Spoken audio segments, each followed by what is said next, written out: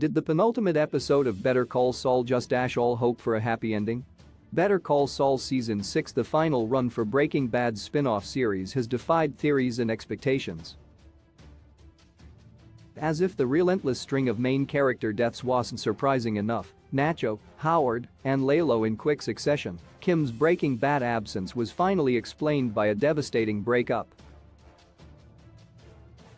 From episode 10 onward, Better Call Saul then switched tapes, transforming from a prequel into a sequel, all while keeping viewers guessing as to how the story could end. Since Better Call Saul returned from its last mid-season break, all signs have pointed toward a happy-ish ending, where Bob Odenkirk's Jimmy McGill and Ray Seahorn's Kim Wexler reunite in the Black and White Gene timeline.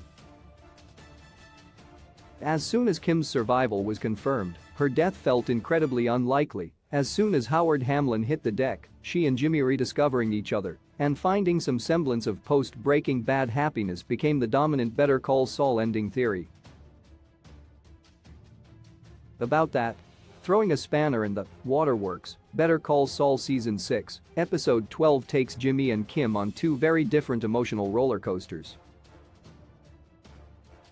There are tears, confessions, narrow escapes, and shocking betrayals, and while no one ever expected Better Call Saul's finale to be a cakewalk for Jimmy McGill and Kim Wexler, the spin-off's penultimate chapter has cast serious doubt over whether a happy ending is actually possible.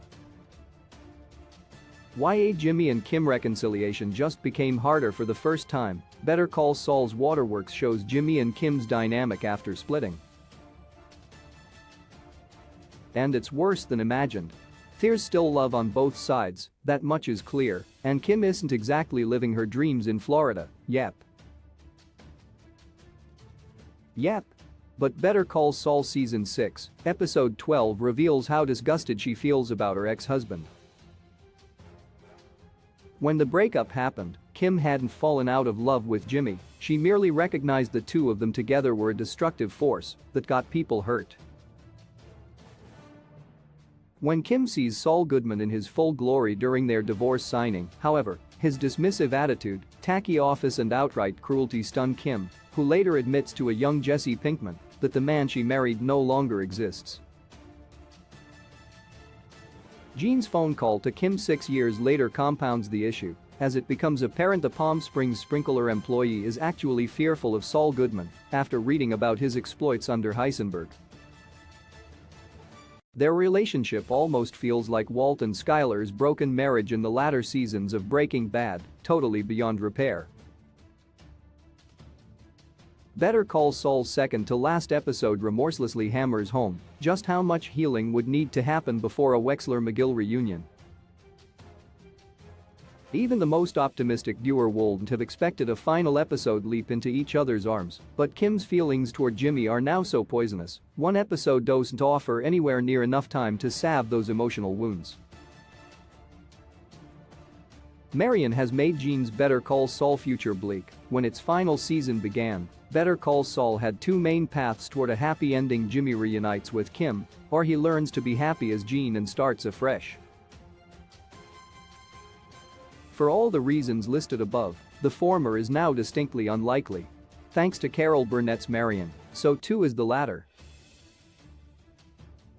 Francesca already revealed the D are desperate to catch Saul Goodman since losing Walt and Jesse, and after Marion's panicked call, it's only a matter of time until Omaha sends the cavalry after its target.